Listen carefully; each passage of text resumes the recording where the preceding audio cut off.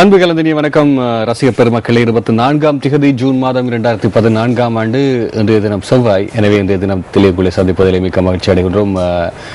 செய்திகள் பல வழமை போல் செய்தி பத்திரிகை சுமந்து வந்திருப்பதனால் அதை கொஞ்சம் காரசாரமாக விவாதிக்க வேண்டும் என்று தேவை இருந்தால் நாங்கள் செய்தியாளர் இருந்த ஒருவரை அழைப்போம். வணக்கம் கோகுல்ண்ணா. இனிய காலை வணக்கம். கஜமுக நேயர்களுக்கும் இனிய காலை வணக்கம். அப்ப நாங்கள் காரசாரமாக இன்றைய செய்தி பத்திரிகையினுடைய செய்திகளை பார்க்கிறதுக்கான நேரம் என்ன? நிச்சயமாக கஜமுகன். நான் நினைக்கிறேன் நீங்கள் மறுதளிப்பீர்கள் என்று. இல்லை, நான் மறுதளிப்பதற்கு ஒன்றுமில்லை கஜமுகன். விளையாட்டு அரங்காக இருந்தாலும் சரி, அரசியல் அரங்காக இருந்தாலும் சரி, வேறு இன்னும் பல துறைகளாக இருந்தாலும் சரி, காரசாரமான செய்திகளை இந்த பத்திரிகைகள் சுமந்து வந்திருக்கின்றன. அந்த அடிப்படையிலே நாங்கள் முதலிலே வீரகேசரி பத்திரிகை பார்த்து விடலாம் என்று இருக்கின்றேன். அந்த அடிப்படையில் அலுத்கம வன்முறைகள் குறித்து விசாரிக்க 20 போலீஸ் குழுக்கள். வீடியோ ஆதாரங்களை கோருகின்றது போலீஸ் தலைமையகம். சிசிடிவி கேமராவின் உதவியுடன் 4 பேர் நேற்றும் கைது என்கிற செய்தியா இருக்கிறது. நேரடியாக உங்களுக்கு ஒரு கேள்வியை கேட்கிறேன். இப்ப சிசிடிவி கேமரா உதவியை தேடினம் போலீசார். ஆனால் எனக்கு ஏதோ ஃபேஸ்புக்கையும் யூடியூப்பையும் பார்த்தா எனக்கு தெரிஞ்ச ஒரு 200-300 சிசிடிவி கேமரா பதிவுகளை நான் பார்த்துட்டேன். ஆமா கஜமுகன், அலுத்கம பேருவள தர்கா நகரிலே இடம்பெற்ற அமைதியின்மை தொடர்பிலே விசாரிப்பதற்காக முதலிலே போலீசார் 5 குழுக்களை அமைத்திருந்தார்கள். இப்பொழுது அந்த 5 குழுக்களை இன்னும் 15 குழுக்களை மேலதிகமாக அமைத்து 20 குழுக்களை அமைத்திருக்கிறார்கள். இந்த 20 குழுக்களினுடைய விசாரணை நடவடிக்கைகளிலே இவர்கள் இப்பொழுது கேட்டிருக்கிறார்கள், சிசிடிவி கேமராவினுடைய காட்சிகள் இருந்தால் உங்கள் வசம் தாருங்கள், கையடக்க தொலைபேசியினுடைய காட்சிகள் இருந்தால் அவற்றை உங்கள் வசம் தாருங்கள் என்று கேட்டிருந்தார்கள். அதே நேரத்திலே போலீஸ் ஊடக பேச்சாளர் அஜித் ரோஹன் அவர்கள் கூறுகின்ற பொழுது ஒரு விடயத்தை குறிப்பிட்டிருந்தார்.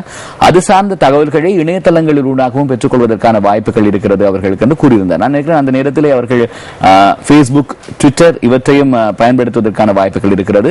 ஏனென்றால் எவராவது ஒருவருக்கு காட்சி கிடைத்த உடனேயே அதனை அவர்கள் தரவேற்றம் செய்கிற சாதனமாக யூடியூபையும், நிலப்படங்கள் கிடைத்தால் அதனை ட்விட்டரிலும் பேஸ்புக்கிலும் தான் போடுகிறார்கள். நான் நினைக்கிறேன் சமூக வலைத்தளங்களின் ஊடாகவும் அவற்றினுடைய உதவியை பெறுகின்ற பொழுது விசாரணைகளை துரித கதிகளை முன்னெடுப்பதற்கான சூழ்நிலை ஏற்படும். நான் கேட்ட கேள்விக்கு இன்னொரு அர்த்தமும் இருக்கிறது. தனிப்பட்ட ரீதியிலே காட்சிகளை பதிவு செய்யும் போது அவை ஏன் தரவேற்றம் செய்யப்படுகிறது அழுத்தமும் இருக்கிறதுக்கு வாய்ப்பு இருக்கிறது. ஆமா, வன்முறைகளை கட்டவிழ்த்து விட்டது என்ற ஒரு குற்றச்சாட்டும் இருக்கிறது. கஜமுகன், இந்த நீங்கள் கூறிய விடயத்தோடு ஒத்து போகிற இன்னும் ஒரு விடயம் இருக்கிறது.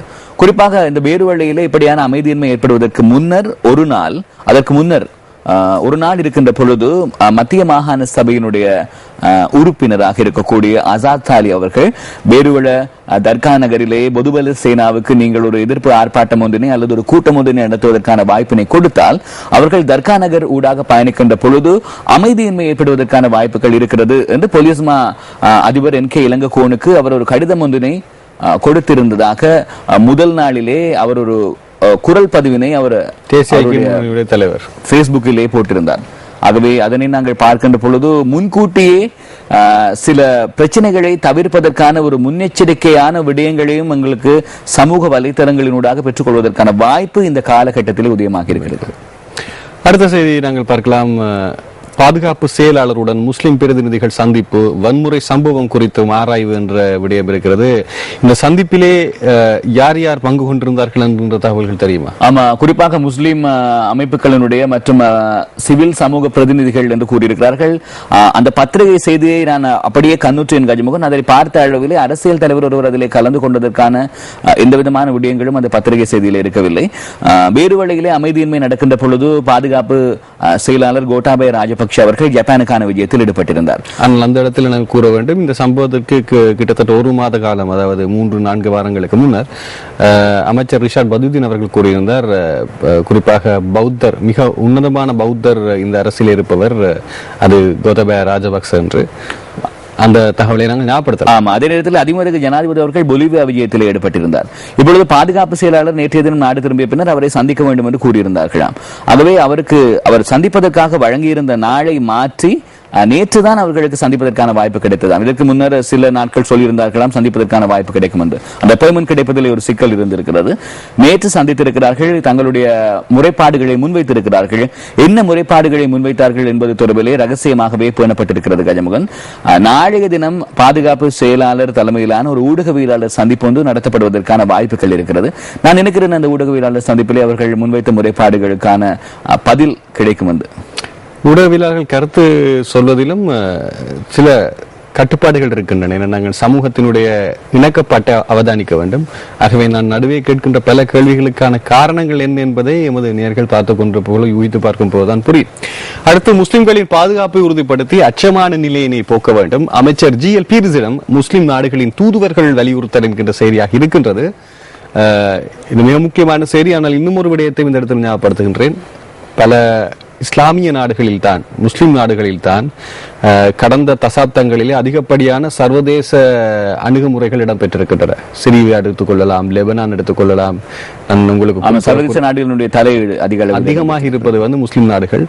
குறிப்பாக ஒவ்வொரு முறை இந்த முஸ்லிம் நாடுகளுடைய பிரிவினைகள் அல்லது கிளர்ச்சிகள் ஆரம்பிக்கப்படும் போது எல்லா முஸ்லிம் நாடுகளும், ஒபெக் வலைமைப்பை சேர்ந்த அனைத்து நாடுகளும் முதலில் சொல்லக்கூடிய விடயம் என்னவென்றால், எங்கள் நாட்டின் விடயத்தை நாங்கள் பார்த்துக் கொள்வோம், முஸ்லிம் நாடுகளினுடைய விடயங்களை முஸ்லிம் நாடுகள் பார்த்துக் கொள்ளும் என்று. ஆனால் சர்வதேச விசாரணைகள் ஆரம்பிக்கப்பட்டதன் பின்னர் நீங்கள் பார்த்தீர்கள் என்றால் எந்த நாடும் தலையிடுவதாக தெரியவில்லை. சிரியாவினுடைய நிலையும் அதுதான், லெபனானுடைய நிலையும் அதுதான், ஈராக்கில் நடைபெற்ற நிலையும் அதுதான்.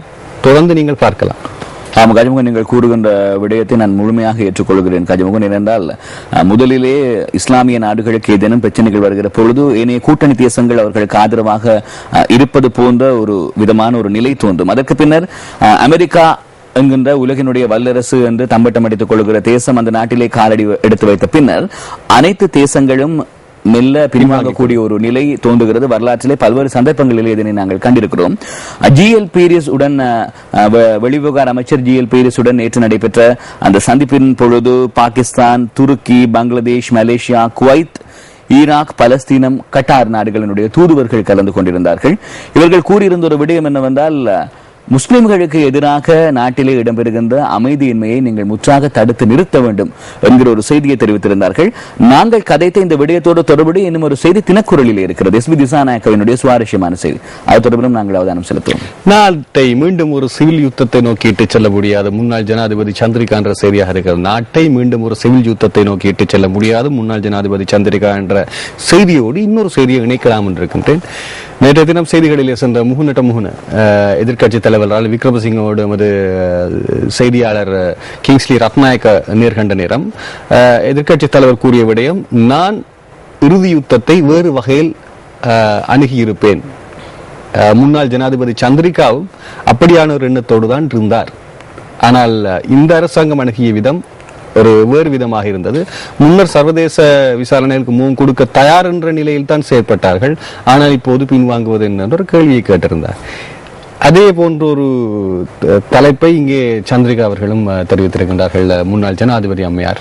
அவர்கள் கூறியிருக்கின்ற விடயங்களில் முக்கியமான ஒரு விடயம் கஜமுகன், இதில் இந்த சந்திரிகா அம்மையார் அவர்கள் வெளியிட்ட அறிக்கை தொடர்பிலே கதைப்பதற்கு முன்னர், இந்நாள் ஜனாதிபதியாக இருக்கின்ற பொழுது ஏற்படாத சில ஞானோதயங்கள் முன்னாள் ஜனாதிபதியான பிறகுதான் பலருக்கு ஏற்பட்டிருக்கிறது. இதை நாங்கள் வரலாற்று உதாரணங்களினூடாக காணக்கூடியதாக இருக்கிறது. இது எங்கள் எல்லோருக்கும் தெரிந்த ஒரு விடயம். அனைவரும் ஜனாதிபதியா இருக்கும் போது விட்ட தவறுகள் எத்தனை என்பதை நாங்கள் பார்க்கவும் வேண்டும். முன்னாள் ஜனாதிபதி சந்திரிகா பண்டாரநாயக்க குமாரதுங்க அவர்கள் கூறியிருக்கிறார், 18 மாதங்களாக நாட்டிலே பகைமை உணர்வை தோற்றுவிக்கக்கூடியது போன்று பல சம்பவங்களை அடிப்படைவாதிகள் முன்னெடுக்கிறார்கள். இந்த சம்பவங்கள் தடுத்து நிறுத்தப்பட வேண்டும் என்று கூறியிருக்கிறார்.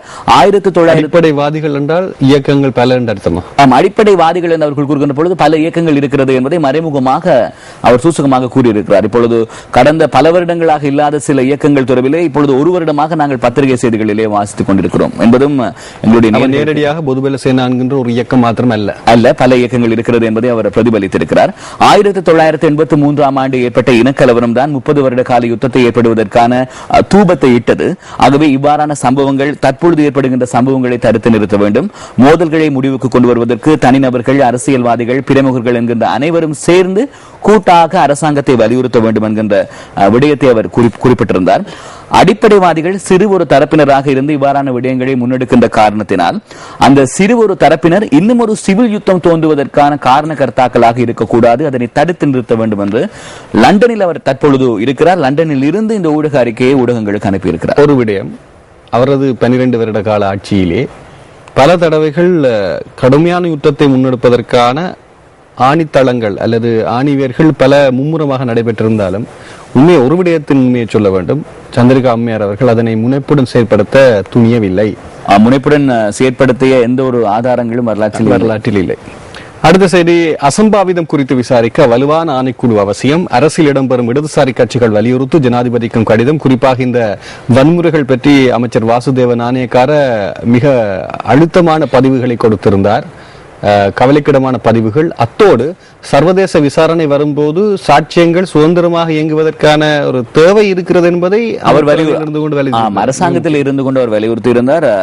இந்த சந்திப்பிலே லங்கா சமசமாஜ கட்சி, கம்யூனிஸ்ட் கட்சி, ஜனநாயக இடதுசாரி முன்னணி என்கின்ற 3 கட்சிகளினுடைய பிரதான இடங்களில் இருக்கக்கூடியவர்கள் கலந்து கொண்டிருந்தார்கள். அமைச்சர் வாசுதேவ நாணயக்கார, அமைச்சர் டியூ குணசேகர, அமைச்சர் திஸ்ஸ விதாரண என்கின்ற மூவரும் கலந்து கொண்டிருந்தார்கள். இவர்கள் கூறுகின்ற விடயம் என்னவென்றால், வலுவான ஆணைக்குழு ஒன்று அவசியம். அந்த வலுவான ஆணைக்குழுவுக்கு பூரணமான அதிகாரம் வழங்கப்பட வேண்டும். இதில் இவர்கள் அந்த கூறுகின்ற விடயம் கஜமன் இப்படி பார்க்க வேண்டும். இப்பொழுது GL பீரிஸ் வெளிவிவகார அமைச்சரை முஸ்லிம் நாடுகளினுடைய தூதுவர்கள் சந்தித்து அழுத்தம் விடுத்திருக்கிறார்கள். இவர்கள் கூறுகிறார்கள் வலுவான ஆணைக்குழு ஒன்றை வேறுவழ அமைதியின்மை தொடர்பிலே விசாரிப்பதற்காக அமைக்கப்பட வேண்டும் என்று. ஆகவே இதில் இரண்டிலிருந்தும் நாங்கள் கற்றுக்கொள்ள வேண்டிய ஒரு படிப்பினை என்னவென்றால், உள்நாட்டு விவகாரத்தை நாங்கள் உள்நாட்டிலேயே தீர்த்துக் கொள்கிறோம். முஸ்லிம் நாடுகளினுடைய அழுத்தம் கூட இதற்கு தேவையில்லை என்பதை இடதுசாரி தலைவர்கள் மறைமுகமாக அரசாங்கத்திலே இருந்து அவர்கள் அரசாங்கத்துக்கு எதிராக குரல் எழுப்புவது போன்று இருந்தாலும் கூட உள் விவகாரங்களை நாங்களே பார்த்துக் கொள்கிறோம் என்கிற கருத்தினை அவர்கள் தெரிவிக்கிறார்கள். அதற்கு மிக முக்கியமான காரணமும் இருக்கிறது என்னவென்றால், இடதுசாரிகள் எப்போதும் நாட்டுக்குள்ளேயே தேசப்பற்று மிக்கவர்களாகத்தான் அவர்களுடைய அடிப்படை இருக்கும்.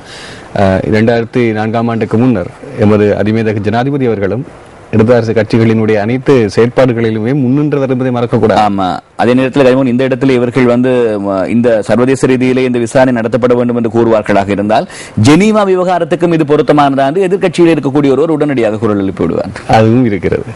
மதுபோதையில் பள்ளிவாசல்கள், கடைகள் மீது தாக்குதல் நடத்திய 4 கைது. குருநாயகல் பகுதியில் சம்பவம் என்கின்ற செய்தியா இருக்கின்றது. இப்போது இந்த ஒரு ஆசைக்கும் செய்கிற வேலையா இருக்கு போல இருக்கு. ஆமா, இதுல குறிப்பாக ஏதாவது ஒரு இடத்துல திடீரென்று ஒரு தீயநிறுத்தம் ஏற்படுமாக இருந்தால் கஜமுகன், வேறுவலையில் ஏற்பட்ட அமைதியின்மையோடு அதனை தொடர்புபடுத்தி பார்க்கக்கூடிய ஒரு கண்ணோட்டத்தில் தான் இப்பொழுது எல்லா மக்களும் இருக்கிறார்கள். ஊடகங்களும் அதனை தொடர்புபடுத்தி காட்டுகின்ற ஒரு நிலையிலே சில ஊடகங்கள் செயற்படக்கூடிய ஒரு நிலை இருக்கிறது. ஆகவே இவ்வாறான நிலை மாற வேண்டும். மக்களுக்கு பிரித்து காட்ட வேண்டும் எந்த காரணத்தினால் இந்த சம்பவங்கள் ஏற்பட்டது என்பதை. அடுத்த செய்திக்கு போவோம். எம்மீதான குற்றச்சாட்டுகளை ஆதாரத்துடன் நிரூபித்து காட்டுங்கள். கலகொட அத்தஞானசார தேரர் கூறுகிறார். அவர் கூறுகிறார், எந்த விதமான குற்றச்சாட்டுகளிலும் பொதுபல சேனா நேரடியாக ஈடுபடவில்லை. சில முஸ்லிம் அமைச்சர்கள் வெளிநாடுகளுக்கு சென்று முஸ்லிம் தீவிரவாதம் சார்ந்த சில விடயங்களை எடுத்துக்கொண்டு வந்து அடிப்படைவாதிகளாக இருந்து நாட்டை தவறான பாதையில் இட்டு செல்கிறார்கள். ஆகவே அவ்வாறான விடயங்களை முன்னெடுக்க கூடாது என்கிற கருத்தினை பொதுபல சேனாவினுடைய செயலாளராக இருக்கக்கூடிய கலகொட அத்தஞானசார தேரர் தெரிவித்திருக்கிறார். அதற்கு அடிகொள்வது போன்று போலீஸ் அதிபருடைய கருத்தும் இருந்திருந்தது. எந்த ஒரு பதிவும் அதாவது முறைப்பாடும் இதுவரை சமர்ப்பிக்கப்படவில்லை பொதுபல சேனா மீது என்று கூறியிருந்தார். அடுத்து, மத சிறுபான்மையினருக்கு எதிரான வன்முறைகள், மனித உரிமை பேரவை கவனம் செலுத்த வேண்டும். ஜெனீவா அமர்வில் சர்வதேச மன்னிப்பு சபை வலியுறுத்தும் செய்தியாகிறது. அம்னஸ்டி இன்டர்நேஷனலினுடைய இந்த ஒவ்வொரு செயற்பாடும் இலங்கைக்கு எதிராகத்தான் கடந்த 5 வருடமாக இருந்தது. இப்போதும் அந்த வாய்ப்பை பயன்படுத்தி தனது பதிவை கொடுத்திருக்கிறார். இந்த பதிவை அம்னஸ்டி இன்டர்நேஷனல் துணிவாக கொடுப்பதற்கான காரணம் என்னவென்றால், அண்மையிலே ஸ்ரீலங்கா முஸ்லிம் காங்கிரசினுடைய தலைவரும் நிதியமைச்சருமான ரவுஃப் ஹக்கீம் மத விவகாரங்களுக்கான ஐக்கிய நாடுகள் சபையினுடைய விசேட அறிக்கையாளரும் சிறுபான்மையினருக்கான ஐக்கிய நாடுகள் சபையினுடைய விசேட அறிக்கையாளரும் நாட்டுக்கு வருவதற்கான அனுமதி கொடுக்க வேண்டும் என்று கூறியிருந்தார். ஆகவே அவர் கூறிய அந்த விடயத்தை முன்னிறுத்தி துணிச்சலாக அம்னஸ்டி இன்டர்நேஷனல் இப்பொழுது இந்த அறிக்கையை வெளியிட்டார். ஆகவே அது மாத்திரம்தான், அப்படியானவர்கள் மாத்திரம்தான் வருவார்களா என்ற ஒரு கேள்வியையும் கொடுக்கின்றது. அதை பயன்படுத்தி அடுத்த கட்ட நடவடிக்கைக்கும் செல்லலாம். ஐக்கிய நாடுகளில் நல்லா பேசுங்க, வாய் மூடப்பட்டிருக்கிறது. அமைச்சர் அவர்கள் வாசுதேவ நாணயக்கார் அவர்கள் கூறுகின்றார். யாருக்கு? மக்களுக்கு கூறுகிறார். ஆனா மக்களுடைய வாய் மூடப்பட்டிருக்கிறது. கனியினுடைய கேலி சித்திரமாக இருக்கின்றது இவை. அதைத் தொடர்ந்து ஆசிரியர் தலையங்கம், பேரணிகள் கூட்டங்களுக்கு விதிக்கப்பட்டுள்ள தடை என்கின்ற செய்தியாக இருக்கின்றது. ஒரு விடயம் நாங்கள் ஞாபகப்படுத்த வேண்டும். அமைதியின்மை 30 வருடங்கள் இருந்த காலகட்டத்திலும் கூட இதே நிலைமை இருந்தது. கூட்டங்கள் பேரவையை நடத்துவதற்கு தடை. அதுவும் நேரத்தில் இறுதி யுத்த காலகட்டத்திலே 2 வருடங்களாக 4 ஒரு வீதியிலே சந்திப்பதற்கு கூட தடை இருந்தது. ஆகவே இப்போது மீண்டும் அப்படி ஒரு சூழல் மக்களுக்கு ஏற்பட விடுமோ என்ற பீதி ஒன்று மக்களிடையே இருக்கிறது. நிச்சயமாக. தினக்குறளை பார்க்கலாம். நீங்கள் சொன்னது போன்ற பல தலைப்புகள் இந்த தினக்குரல் இருக்கிறது. அதிலே முதலிலே பிரதான தலைப்பு முஸ்லிம்களை அரசியலிருந்து அந்நியப்படுத்த சூழ்ச்சி, இஸ்லாமிய நாடுகளின் தூர்வுகளிடம் பீரிஸ் எடுத்துரைப்பு என்கின்ற செய்தி இங்கே பிரசுரமாக இருக்கிறது. இது என்ன? இது நாங்கள் வீரகேசரிலே பார்த்த அந்த ஒரு தலைப்பு. அதனை அவர்கள் தினக்குரலிலே வேறு மாதிரியான இதிலே கூறியிருக்கிறார்கள். அரசாங்கத்தினுடைய நிலைப்பாட்டினை அவர்கள் தலைப்பாக பதிவு செய்திருக்கிறார்கள். ஆரம்பத்தில் கூறினேன், முஸ்லிம் நாடுகளினுடைய தூதுவர்களை அவர்கள் சந்தித்திருந்தார்கள் என்று. அந்த சந்திப்பின் பொழுது அரசாங்கத்தினுடைய நிலைப்பாட்டினை முன்னிறுத்தி இந்த ஆசிரியர் அருமையான சாணக்கிய நகர்வு என்று நினைக்கின்றேன். யாருடன் எந்த வகையில் எப்படி பேச வேண்டும் என்பதை நாங்கள் இங்கே அவதானிக்கக்கூடியதா இருக்கிறது. அரசாங்கத்தினுடைய சாணக்கியம். அடுத்து நாங்கள் தலைப்பை பார்க்கலாம்.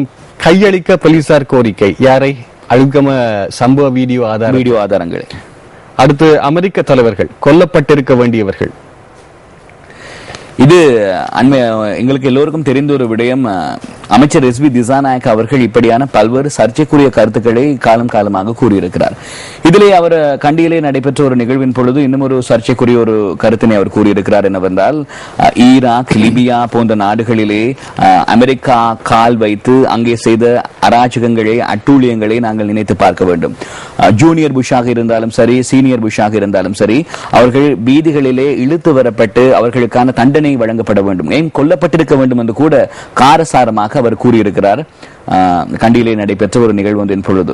ஆகவே இந்த விடயம் என்னத்தை காட்டுகிறது என்று சொன்னால், அவர் என்னத்தை கூற வருகிறார் என்றால், ஏதேனும் ஒரு நாட்டினுடைய தலைவர் இன்னும் ஒரு நாட்டுக்குள்ளே அத்துமீறலை மேற்கொள்வாராக இருந்தாலும் சரி, அந்த நாட்டினுடைய குடிமக்களுக்கு இடைஞ்சலாக இருப்பாரா இருந்தாலும் சரி, அவருக்கான தண்டனை வழங்கப்பட வேண்டும் என்கிற செய்தியை அவர் குறிப்பிட்டிருக்கிறார். நான் நினைக்கிறேன் அமெரிக்காவுக்கு மாத்திரம் இது மட்டுப்படுத்தப்பட வேண்டிய ஒரு விடயம் அல்ல. எங்கு நடந்தாலும் அவர் கூறுகின்ற விடயத்தை பிரதியிட்டு பார்க்கக்கூடிய ஒரு நிலை இருக்கிறது. இதே நேரத்திலே சதாம் ஹுசேன் சிறந்த முறையில் ஈராக்கிலே ஆட்சி நடத்தியிருந்தார். ஒரு சில குறைபாடுகள் தான் அவரிடம் இருந்தது என்கிற ஒரு கருத்தினையும் கூட அமைச்சர் எஸ்.வி. திசாநாயக்க கூறியிருந்தார். இதே நேரத்திலே உங்களுக்கு விடை சொல்ல முடியாது. யாரை ஒப்பிடுகிறார்? விடை கூற முடியாது. அதற்கு விடை கூற முடியாது. அதற்கு விடை கூற முடியாத ஒரு சூழ்நிலையில் இருக்கிறோம். இதே நேரத்திலே சதாம் ஹுசேனுக்கு 2006ஆம் ஆண்டு மரண தண்டனை வழங்கிய நீதிபதி ரவுஃப் அப்துல் ரஹ்மான், இவர் ஈராக்கில் இருக்கக்கூடிய ISIS என்று ஈராக்கிலே இப்பொழுது கிளர்ச்சியில் ஈடுபட்டுக் கொண்டிருக்கின்ற அமைப்பு, இந்த அமைப்பினால் கடத்தப்பட்டு கொலை செய்யப்பட்டிருக்கிறார் என்கிற ஒரு தகவல் வெளியாக இருக்கிறது. ஈராக் அரசாங்கம் மௌனம் சாதித்து வருகிறது. கொல்லப்பட்டிருக்கிறார். காழ்ப்புணர்ச்சியை இன்னும் அதிகரிப்பதற்கான ஒரு வார்த்தை பிரிவுகளோ தெரியவில்லை. ஆமா, இதிலே குறிப்பாக ஈராக்கிலே இருக்கக்கூடிய ISIS அமைப்பு சதாம் ஹுசேனுக்கு ஆதரவாக இருந்த அமைப்பு. இப்பொழுது ஈராக்கிலே இருந்து அமெரிக்க படைகள் முற்றுமுழுதாக வாபஸ் பெறப்பட்டதன் பின்னர் ISIS அமைப்பு ஈராக்கினுடைய பல்வேறு பகுதிகளையும் தங்களுடைய ஆக்கிரமிப்புக்குள்ளே கொண்டு வருவதற்கான நடவடிக்கைகளை முன்னெடுத்துக் கொண்டிருக்கிறார். இந்த இடத்திலே ஒரு செய்தியை நான் கூற வேண்டும். கடமை ISIS அமைப்பை தாக்குவதற்கு வான் தாக்குதலை கோரியிருந்தது ஈராக் ராணுவம். ஈராக்கினுடைய பிரதமர் கூறியிருந்தார்.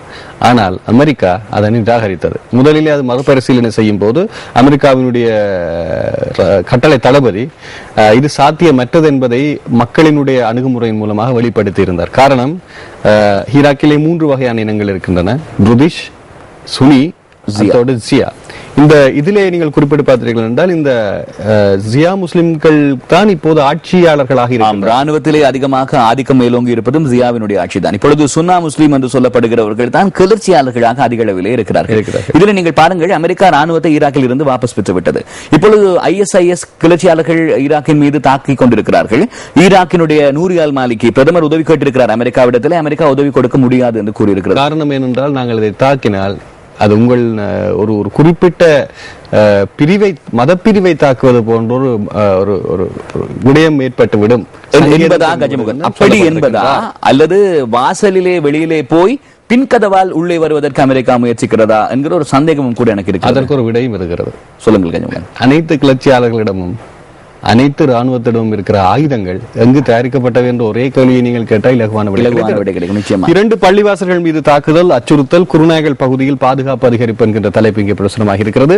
பஸ் கட்டணத்தை 10% அதிகரிக்க முயற்சி என்கின்ற செய்தி பிரசுரமாக இருக்கிறது. இந்த முயற்சி எவ்வளவு தாக்கம் செலுத்தும் என்று பார்க்கலாம். உலக சந்தையில் எரிபொருள் மற்றும் பால்மாக்களினுடைய விலை எப்படி இருக்கிறது, இலங்கையில் எப்படி இருக்கிற என்ற கேள்வி இப்போது வருகிறது. அதை மறைப்பதற்கான பல உத்திகள் இனவாதமாக கட்டவிழ்க்கப்படப்பட்டும் இருக்கிறது என்ற குற்றச்சாட்டு குறிப்பாக பலர் மத்தியில் இருந்து வருகிறது. 13 அதிகாரங்கள் குறித்து உரிய இடங்களில் பேசுவோம். கூட்டமைப்புடன் தரன்கு உறுதி அளிப்பு என்கிற செய்தி பிரசுரமாக இருக்கிறது. பிந்திய நிலைவரம் ஐக்கிய நாடுகள் கூடுதல் கவனம் செலுத்தும், அதாவது போருக்கு பிந்திய நிலவரத்தை தான் அதிக கவனம் செலுத்தும் என்கின்ற ஒரு விடயம் இருக்கிறது. திருக்குறளினுடைய ஆசிரியர் தலையங்கம் அறிவு கண்ணை திறக்க உதவ முடியும் என்கின்ற செய்தியாக இருக்கின்றது. அதே நேரத்தில் இன மத வெறுப்பை தூண்டும் ஊர்வலங்கள் கூட்டங்களுக்கு போலீசாரால் தடை விதிப்பு செய்தி சாதாரணமாக பேசக்கூடியவர்களுக்கும் துவக்கு இருக்கிறது. ஆகவே நீங்கள் அமைதியான கருத்தை முன்வைக்க கூடாது என்பது பிரதீப்பினுடைய கேலி சித்திரம்.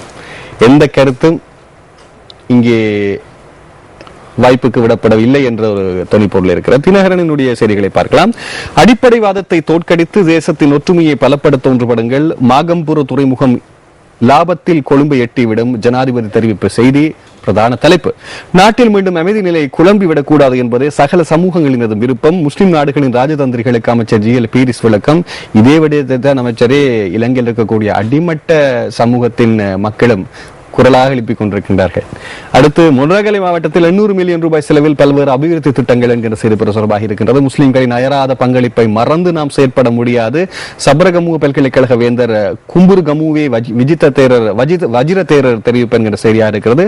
வாழ்த்துக்கள் தேரரே, உங்கள் இனம் அமைதி பெற வேண்டும் என்ற உங்கள் கருத்து உண்மையிலேயே கௌதம புத்தரினுடைய சிந்தனை ஒத்ததாக இருக்கிறது. வாழ்த்துக்கள். சக்கரம் கலன்று விட்டதே, முற்போக்கு ஐக்கிய தேசிய கட்சி ஆதரவாளர்கள். இது ஒன்றுமே அல்ல, வளமையான சுந்தரினுடைய கேலி சித்திரம். எந்த விடயம் இலங்கையில் நடைபெற்றிருந்தாலும் கேலி சித்திரம் இப்படியாகவே பதியப்படும். திறனுடைய ஆசிரியர் தலையங்கம் அடிப்படைவாதிகளை உசுப்பி லாபம் தேடும் ஐக்கிய தேசிய கட்சி என்கிற செய்தியாக இருக்கிறது. ஆகவே இது உசுப்பி விட்டதும் எதிர்கட்சி தான் என்கிற ஒரு நிலையிலே எதிர்கட்சியை ஒரு அனாதரவான நிலையிலே அவர்களுக்கு குற்றம் சாட்டு சுமத்தக்கூடிய ஒரு நிலை உருவாகி இருக்கிறது. அடுத்து நாங்கள் போகலாம் இன்று வழியாக இருக்கக்கூடிய மெட்ரோ நியூஸினுடைய செய்திகளுக்கு. 15 கோடி ரூபாய் நிதி மோசடி, நிறுவன முகாமையாளர் கைது, கிடைத்த முறைப்பாடுகள் 226, பாதிக்கப்பட்டோர் மேலும் அதிகம் என்கின்றனர் போலீசார். இந்த சக்திக்கு பிறகு எக்கச்சக்கமான நிதி மோசடி இருக்கின்றது. இந்த சீட்டு வைக்க வேண்டாம் என்று பலர் சொல்லுகின்றார்கள். அப்படி இருக்கத்தக்கதாக கொஞ்சம் வட்டி அதிகமாக கிடைக்குது என்றவுடன் மக்கள் எந்த சிந்தனையும் இல்லாமல் அவர்கள் எப்படி உழைத்தார்கள் என்பதை தெரியாமல் கொண்டே நிதியிலே வைப்பிடுகிறார்கள். சந்தேக நபர் கைது செய்யப்பட்டிருக்கிறார் கஜமுகன் அம்பலாங்கோட பகுதியில். அவருடைய பேர் ஜெயசிங்க மாவடிகே சோமலால். கைது செய்யப்பட்ட போது இன்டர்கூலர், டால்பின் ரக வேன் என்பவற்றை மீட்டிருக்கிறார்களாம். வசதியாக இருந்திருக்கிறார், மீட்டிருக்கிறார்கள். அடுத்து, வெட்டி கொல்லப்பட்ட யாழ் சென்ட் ஜோன்ஸ் கல்லூரி மாணவரின் இரு சகோதரர்களும் நேற்று கைது என்கின்ற செய்தியாக இருக்கிறது. கோண்டாவில் பகுதியில் கடந்த திங்கள், அதாவது ஒரு மாணவனை தான் வெட்டி கொண்டிருக்கிறார்கள். அவர்களுடைய சகோதரர்கள் தான் அதனை மேற்கொண்டிருப்பார்கள் என்கின்ற சந்தேகம். ஒன்று விட்ட சகோதரர்களா, அவருடன் பிறந்த ஒன்று விட்ட சகோதரர்கள். இது குடும்பங்களுக்கு இடையிலான பங்காளி சண்டை என்பது போல அப்படியான. ஆனாலும் இளைஞர்களிடையே இந்த வாள் எப்படி கைக்கு கிடைக்கிறது என்கிற செய்தி இருக்கு. நாங்கள் இந்த ஈரான் சிரியா யுத்தத்திலே ஆயுதங்கள் அங்கிருந்து வருவது போல ஒரு கேள்வி. இளைஞர்களிடத்திலே யாழ் குடாநாட்டிலே வாழ் எங்கிருந்து கிடைக்கிறது என்பது தொடர்பிலே அங்கு இருக்கக்கூடிய வடமாகாண சபையினுடைய முதல்வராக இருந்தாலும் சரி, அங்கு இருக்கக்கூடிய எல்லோரும் கரிசனை செலுத்தி அவற்றை நிறுத்த வேண்டும். எப்படி அவர்கள் வன்முறைகள் அதை நிறுத்துவதற்கான அதிகாரம் அவர்களுக்கு இருக்கா? அது கொஞ்சம் சிந்திக்க வேண்டும் கஜமுகன். ஆனால் அதை நிறுத்துவதற்கான போலீசார் கொடுப்பதாக தான் இருக்கிறார்கள். அவர்களுக்கு போக்கு வீதியை தாண்டி அங்கால் செல்வதற்கு அனுமதி இருக்குமோ தெரியாது. அடுத்து, மட்டு ஜேவிபியின் மாவட்ட அலுவலகத்துக்கு தீ வைக்க முயற்சி, எரிந்து கொண்டிருந்த டயர் அணைக்கப்பட்டு போலீஸ் பாதுகாப்பு, திட்டமிட்டபடி நாளை திறக்கப்படும் என்கிறார் அமைப்பாளர் என்கிற செய்தியாக இருக்கு. நாங்கள் செய்தியாளர்கள் இலங்கையின் சகல இடங்களுக்கு சொல்கிறோம். ஒரு சில விடயங்கள் சிறப்பாக இருக்கும். குறிப்பாக அன்றகுமார் திசாநாயக் அவர்கள் ஜேபியினுடைய தலைவராக வந்ததன் பிற்பாடு சிறுபான்மையினம் சார்ந்த அவரது கருத்து அல்லது ஜேவிபியினுடைய மக்கள் விடுதலை முன்னணி கருத்துக்கள் மிகவும் ஸ்திரமாக இருக்கிறது. அண்மையிலே அழுகமை விவகாரத்திலும் மிக திறமையாக பதிவு செய்தவர். இதற்கு முன்னர் கொழும்பிலிருந்து வவுனியாவிற்கு மீள யுத்த காலகட்டத்தின் போது கொழும்பில் இருந்தவர்களை அனுப்பும் போதும் துணிந்து குரல் கொடுத்து வருவர். நாங்கள் இதை பற்றி பேசுகிறோம். அதே நேரத்திலே அண்மையிலே லண்டனுக்கு விஜயம் செய்திருந்த பொழுதும் அங்கும் கூட 1980களிலே மக்கள் விடுதலை முன்னணி மேற்கொண்ட கலவரங்களுக்கு அவர் மன்னிப்பு பகிரங்கமாக. ஆகவே இந்த காழ்ப்புணர்ச்சி தாண்டிய மனிதத்துவம் ஒன்று அவரிடம் இருக்கிறது பிரதிபலிக்கிற செயற்பாடுகளில் இருக்கிறார். அப்படி இருக்கும் போது சிறுபான்மையர்கள் அதிகம் இருக்கக்கூடிய இடங்களிலே தற்போதைய சூழலிலே ஜேபி அலுவலகம் எரிவதற்கான வாய்ப்புகள் குறைவு நிச்சயமாக. ஒரு மிக முக்கியமான கேள்வி. அதை விளங்கப்படுத்துவதற்கு தான் இந்த நான் நினைக்கிறேன் யார் காரணகர்த்தாக்கள் என்பதை பற்றி சிந்திக்கப்பட்டு பேருவலை அழுத்கம் அசம்பாவிதங்கள் தொடர்பில் 138 முறைப்பாடுகள், 61 பேர் கைதாகி சிலருக்கு பிணை, விசாரணைகளுக்கு 15 போலீஸ் குழுக்கள் நியமனம் என்கிற செய்தி பிரசுரமாக இருக்கிறது. கேப் வாகனங்கள் 4, லொரிகள் 2, வேன்கள் 2 உட்பட பெருந்தொகை வாகனங்கள் போலி ஆவணங்களுடன் விற்பனை, ஹிங்குரங்கோட பிரதேச சபை உறுப்பினர் உட்பட 2 கைது என்கின்ற செய்தி பிரசுரமாக இருக்கிறது. அடுத்து நாங்கள் இறுதியாக பார்க்கக்கூடிய செய்தி பத்திரிகையை எடுத்துக்கொள்வோம். இன்று வெளியாக இருக்கக்கூடிய பத்திரிகைகளை பார்த்து விட்டோம். இன்று அதிகமாக பேசப்படுகின்ற மிக முக்கியமான விடயத்துக்கு நாங்கள் செல்லலாம் என்று நீங்களும் தயாராக இருக்கிறீர்கள். நீண்ட காலமாக எனக்கும் தீனி இல்லை. இந்த உலகக்கிண்ண உதைப்பந்தாட்ட போட்டி, உலகக்கிண்ண உதைப்பந்தாட்ட போட்டி எடுத்துக்கொண்டால் இந்த பிரிவுகள், அதாவது நாட்டு பிரிவுகளுக்கு முதல் கண்ட பிரிவுகளை நாங்கள் ஞாபகப்படுத்துவோம். வட அமெரிக்கா, மத்திய அமெரிக்கா, தென் அமெரிக்கா, இந்த 3 அமெரிக்க கண்டங்கள் என்ற பெயரிலே தான் சேர்த்துக் கொள்ளப்படுகின்றது. ஐரோப்பா தனியாகவும், அதே நேரத்தில் ஆப்பிரிக்கா தனியாகவும் ஏற்றுக்கொள்ளப்படுகின்றது. அதே நேரத்தில் இந்த மத்திய கிழக்கு ஐரோப்பிய கண்டத்தின் அல்லது ஆப்பிரிக்க கண்டத்தினுடைய அமைப்புக்குள்ளே செல்கிறது. ஆசியாவிற்குள்ளே தான் ஆஸ்திரேலியா வருகிறது. ஆஸ்திரேலியா ஆசிய கண்டத்தினுடைய தெரிவுக்குள்ளே தான் வருகின்றது. ஓஷியானியா என்ற இன்னொரு தொகுதி இருக்கிறது, ஆனால் அது ஆஸ்திரேலியாவில்லை. நியூசிலாந்து இருக்கிறது, ஆனால் அது தெரிவு செய்யப்படவில்லை என்பதால் தரப்படத்தின் அடிப்படையில். அப்ப எல்லோரும் கேட்க முடியும், உலகின் முதல் 32 அணிகள் தான் இந்த இறுதிப் போட்டிக்கு தெரிவாகினார்களாண்டா? அப்படி அல்ல. அதற்கு முன்னர் இருக்கக்கூடிய பல 64 தரவரிசை அணிகளுக்கு இடையிலே போட்டி நடத்தப்பட்டது. அந்த போட்டிகளிலே, அது நொக்கவுட் அடிப்படையிலான போட்டி, அந்த போட்டிகளின் முறையிலே தான் இந்த 32 அணிகள் இறுதிப் போட்டிக்கு தெரிவு செய்யப்பட்டன. இப்போது அந்த அணிகள் என்ன என்பதை நாங்கள் சொல்ல வேண்டிய அவசியம் இல்லை. ஏனென்றால் உலக கிண்ணத்தினுடைய பிரதிபலிப்புகள் தொலைக்காட்சியிலே தெரிகின்றது. ஆனால் அதிலே இப்போது ஏ குழுவிலே பிரேசில் முதலில் இருக்கின்றது, பி குழுவிலே நெதர்லாந்து முதலில் இருக்கின்றது. சிலியை நேற்றைய தினம் 2-0 அடிப்படையில் வெற்றி பெற்றிருக்கின்றது. எப்படி இப்போது சூழல் நேற்று நடைபெற்ற போட்டிகளினுடைய முடிவுகளை நாங்கள் நேயர்களுக்கு சொல்லலாம். இருந்தால் அதிகாலை வேளையிலே போட்டிகள் இடம்பெறுகின்ற காரணத்தினால் பார்ப்பதற்கான வாய்ப்பு இருக்காது அவருக்குமே. நேற்றைய தினம் நடைபெற்ற போட்டியிலே ஆஸ்திரேலியா ஸ்பெயினுக்கு இடையிலான போட்டியிலே ஸ்பெயின் 3 கோல்களை போட்டு வெற்றியிட்டிருந்தது. ஸ்பெயின் போட்டியிலிருந்து இப்பொழுது வெளியேறி இருக்கிறது. சென்ற முறை உலக சாம்பியன் ஸ்பெயின் போட்டியிலிருந்து வெளியேறினாலும் கூட இது ஒரு ஆறுதல் வித்தையாக ஸ்பெயினுக்கு இருக்கிறது. இன்னும் ஒரு விடயத்தை நாங்கள் ஞாபகப்படுத்த வேண்டும். 2002ஆம் ஆண்டு 98 வெற்றி பெற்றிருந்த பிரான்ஸ் முதல் சுற்றுடன் வெளியேறியது. 2002 சாம்பியன் ஆகிய இத்தாலி 2006ஆம் ஆண்டு முதல் சுற்றிலே வெளியேறியது. இதிலே தப்பித்த ஒரே அணி பிரேசில். இப்போது அதே போன்ற ஒரு நிலை ஸ்பெயினுக்கு ஏற்பட்டிருக்கின்றது. ஸ்பெயின் வெறுமனே கடந்த வருட சாம்பியன் அல்ல, கடந்த முறை சாம்பியன் மாத்திரமல்ல, உலக தரப்படுத்தலே அன்றிலிருந்து, அதாவது சாம்பியன் ஆகிய தினத்திலிருந்து இன்று வரை முதல் நிலையாக இருக்கக்கூடிய அணியாக பதிவு செய்யப்பட்டிருந்தது. ஆமா, ஸ்பெயினுடைய நட்சத்திர வீரர் அலோன்சோ அவரும் கூட இந்த உலக கிண்ண தொடரிலே ஸ்பெயின் தொடர்ச்சியாக தோல்வி அடைந்ததை அடுத்து ஓய்வு பெறப்போவதாக அறிவித்திருக்கிறார். அதே நேரத்தில் ஸ்பெயின் அணியை பற்றி ஒரு கண்ணோட்டமும் இருக்கிறது. ஸ்பெயின் அணியினுடைய அனைத்து வீரர்களும் தனிப்பட்ட ரீதியில் நட்சத்திரங்கள், ஏனைய அணிகளுக்கு இல்லாத ஒரு, அதாவது குறிப்பாக இப்ப நெய்மர் என்றால் உங்களுக்கு தெரியும் பிரேசிலினுடைய சிறந்த அணி வீரர், மெஸ்ஸி என்றால் அர்ஜென்டினாவினுடைய வீரர், இப்படி நீங்கள் ஒரு 2 பேரை கூறலாம். ஆனால் ஸ்பெயின் அப்படி அல்ல. ரெமோஸை எடுத்துக்கொள்ளலாம், டேவிட் வில்லாவை எடுத்துக்கொள்ளலாம், ஃபெப்ரகஸ் எடுத்துக்கொள்ளலாம், அணியினுடைய தலைவர் கோல் காப்பாளர் எடுத்துக்கொள்ளலாம். எல்லோருமே நட்சத்திரர்கள். குறிப்பாக கழகங்களுக்கு Arsenal, Manchester City, Real Madrid, Barcelona போன்ற கழகங்களுக்கு தலைவராக இருக்கக்கூடிய தகமை கொண்டவர்கள், நட்சத்திரங்கள் கொண்ட அணி. அது மாத்திரமல்ல, அந்த அணி தோல்வி அடைந்திருந்தாலும் கூட இந்த உலக கிண்ணத்திலும் அதிகப்படியான பந்து பரிமாற்றங்களை தமக்கிடையே அதிகம் செயற்படுத்திய அணி என்கின்ற பெருமை இன்னும் ஸ்பெயினை தான் சார்ந்திருக்கிறது. ஆமா, அது மாத்திரமல்லாமல் நெதர்லாந்து சிலிக்கு இடையிலே நடைபெற்ற போட்டியிலே 2 கோல்களை போட்ட நெதர்லாந்து வெற்றி பெற்றிருந்தது. சிலியினால் எந்த ஒரு கோலையும் போட முடியவில்லை. அது மாத்திரமல்லாமல் பிரேசில் கேமரூனுக்கு இடையிலான போட்டியிலே பிரேசில் 4 கோல்களால் வெற்றி ஈட்டியிருந்தது. ஆனால் இப்போது இந்த பிரேசிலினுடைய வெற்றியிலே அதிகப்படியான கேள்விகள் பீலே மத்தியிலே எழுந்திருக்கின்றன.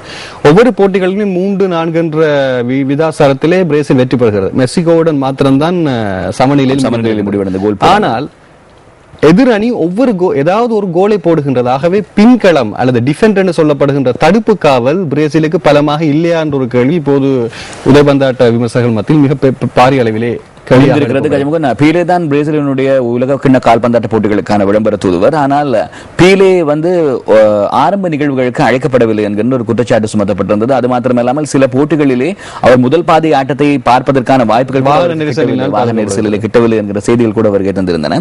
அது மாத்திரமல்லாமல் குரோஷியா மெக்சிகோவுக்கு இடையிலான போட்டியிலே மெக்சிகோ 3 கோல்களை பெற்று வெற்றியிட்டிருந்தது.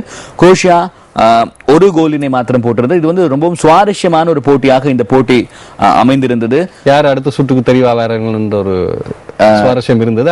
இப்பொழுது பிரேசிலும் மெக்சிகோவும் அடுத்த சுற்றுக்கு தெரிவாக இருக்கிறார்கள். ஆனா இம்முறை நீங்கள் கூறிய அனைத்து விடைகள், நேற்று நடைபெற்ற 4 போட்டிகளினுடைய விடைகளை கூறியிருந்தீர்கள். இவை அனைத்தையும் எடுத்து பார்க்கும்போது வலுவான நிலை இருக்கக்கூடிய அணிகளாக தென் அமெரிக்கா, மத்திய அமெரிக்க அணிகள் இருக்கின்றன. அமெரிக்கா 2வது சுற்றுக்கு தெரிவு செய்யப்படும் வாய்ப்பு அதிகம். அதே நேரத்தில் மெக்சிகோ தெரிவு செய்யப்பட்டாயிட்டு, கோஸ்டாரிக்கா தெரிவு செய்யப்பட்டாயிட்டு, ஹுண்டோரஸ் மாத்திரம்தான் அதிலிருந்து விலக்கப்பட்ட அணியாக இருக்கின்றது. அது மாத்திரமல்ல, ஈக்குவடோரும் அதே நிலை. இது தவிர சிலி, கொலம்பியா, பிரேசில், அர்ஜென்டினா, இப்படி பல அணிகள் தென் அமெரிக்க அணிகள் தெரிவு செய்யப்படுகின்றன. ஆப்பிரிக்க அணிகள் மிகச் சிறப்பாக விளையாடி இருந்தாலும் கூட தெரிவு செய்யப்படுகிற நைஜீரியாவுக்கு வாய்ப்பு இருக்கிறது. கானா ஒரு போட்டியை வெற்றி பெற்றிருந்தாலும் கூட அடுத்த போட்டி கானாவுக்கும் ஜெர்மனிக்கும் இடையில் ஜெர்மனியுடன் அவர் ட்ரோ ஆக்கி விட்டிருந்தார்கள். கானாவுடைய அடுத்த போட்டி தான் அவர்களை அடுத்த கட்டத்தை சுற்றுக்கு அழைத்து செல்லுமா இல்லையா என்பதை தீர்மானிக்கும். ஆகவே குறிப்பாக ஆப்பிரிக்க அணிக்கும் இந்த விடயம் இருக்கிறது. ஆசிய அணிகள் மிகவும் பின்தங்கி இருக்கின்றன. அது ஜப்பானாக இருக்கலாம், தென் கொரியாவாக இருக்கலாம், ஈரான் கூட அர்ஜென்டினாவுடன் இரும்பு தடுப்பு என்று சொல்லப்படுகின்ற ஈரானும் அர்ஜென்டினாவுடன் தோல்வியடைந்திருக்கிறது. எனவே அடுத்த போட்டியிலிருந்து தான் ஈரான் அடுத்த சுற்றுக்கு தெரிவாக மாறியிருக்கின்றது. சுவாரஸ்யமானது. ஆனால் இம்முறை எல்லாவற்றுக்கும் ஏமாற்றம் செலுத்திய கண்டம் எதுவென்றால் அது ஐரோப்பிய கண்டம். ஒவ்வொரு முறையும் சவாலாக இருக்கக்கூடிய கண்டத்திலே ஸ்பெயின் வெளியேறிவிட்டது. அடுத்த நட்சத்திர அணி என்று சொல்லப்படுகின்ற இங்கிலாந்து வெளியேறிவிட்டது. இத்தாலி இப்போது கடுமையான சூழலுக்கு இருக்கின்றது. தற்போது வாழ்ந்து கொண்டிருக்கக்கூடிய 2 அணிகளாக பிரான்சும் நெதர்லாந்தும் தான் இருக்கிறது. ஜெர்மன் கூட கானாவுடனான போட்டியின் போது 2-2 என்ற அடிப்படையில் ட்ரோவாக்கியதன் பிற்பாடு சமநிலையில் அடுத்த போட்டி எப்படி என்கின்ற கேள்வி எழுப்பத்தான் செய்கின்றது. அதே நேரத்தில் கவலைக்கிடமான ஒரு செய்தி, உலகின் நட்சத்திர கால்பந்தாட்ட வீரர் கிறிஸ்டியானோ ரொனால்டோ போர்த்துகல் என்ன நிலையில் இருக்கிறது என்ற கேள்வி இருக்கிறது. அவருக்கு கூட இந்த முறை போட்டியில ஒரு கோல் கூட போடுவதற்கான வாய்ப்பு இதுவரை கிட்டவில்லை. அது ஒரு துரதிஷ்டவசமான ஒரு விடயம். இதே நேரத்தில் இன்னும் ஒரு விடயத்தை நினைவுபடுத்த வேண்டும் கஜமுகன். தென்னிந்திய தமிழ் திரைப்பட உலகிலே இருக்கக்கூடிய முக்கிய இயக்குநர்களில் ஒருவரான ராமநாராயணன் ஞாயிற்றுக்கிழமை அதிகாலை வேளையிலே, ஞாயிற்றுக்கிழமை நள்ளிரவு வேளையிலே மாரடைப்பினால் உயிரிழந்திருந்தார். அவருடைய மறைவினை ஒட்டி இன்று தமிழ் திரையுலகத்தின் படப்பிடிப்புகள் அனைத்தும் ரத்து செய்யப்பட்டுள்ளன. 9 மொழிகளிலே 125க்கும் மேற்பட்ட திரைப்படங்களை அவர் இயக்கியிருந்தார். குறிப்பாக துர்கா, செந்தூரதேவி. குறிப்பாக அவருக்கு ஒரு சிறப்பு இருக்கிறது. மனிதர்களை நடிகர்களாக மாத்திரம் வைக்காமல் விலங்குகளே நடிகர்களாக வைத்து இயக்கக்கூடிய பல படங்கள் அவர் மூலமாக படைக்கப்பட்டிருக்கு. இதிலே மணிரத்னத்தினுடைய அலைப்பாயுதே மற்றும் வாஞ்சிநாதன் என்கின்ற திரைப்படங்கள் திரையிடப்பட்ட நாளிலே அந்த திரைப்படங்களுக்கு அநேகமான மக்கள் கூட்டம் சென்று கொண்டிருந்த பொழுது அவருடைய அன்னை காளிகாம்பாளும் கூட வசூல் சாதனை படைத்துதான். ஆகவே அவருடைய அந்த திரைப்படங்கள் சிறுவர்கள் அனைவரும் விரும்பி பார்க்கக்கூடிய, குடும்பத்தினர் அனைவரும் விரும்பி பார்க்கக்கூடிய திரைப்படங்களாக இருந்தது என்கிற கருத்துக்களை பல இயக்குநர் சங்கத்திலே மிக முக்கியமான பதவிகளில் இருந்தது. அவரது மறைவுக்கு கலைஞர்கள் என்ற ரீதியில் நாம் எங்களுடைய ஆழ்ந்த அனுதாபங்களையும் இரங்கலையும் தெரிவித்துக் கொள்கிறோம். தொடர்ந்து நீங்கள் குட் மார்னிங் ஸ்ரீலங்காவுடன் இணைந்திருக்கலாம். நன்றி கோகுல். நீங்கள் வந்தால் நாங்கள் சொன்னது போன்று களம் கொஞ்சம் சூடாகத்தான் இருக்கும். அதை சூடு அனுபவிக்க நாங்களும் தயாராக இருந்து கொண்டிருக்கிறோம். நன்றி நன்றி கஜமுகன். நேயர்களுக்கு நன்றி. இடைவேளையை தொடர்ந்து நாங்கள் மீண்டும் குட் மார்னிங் ஸ்ரீலங்காவினோட சந்திப்போம்.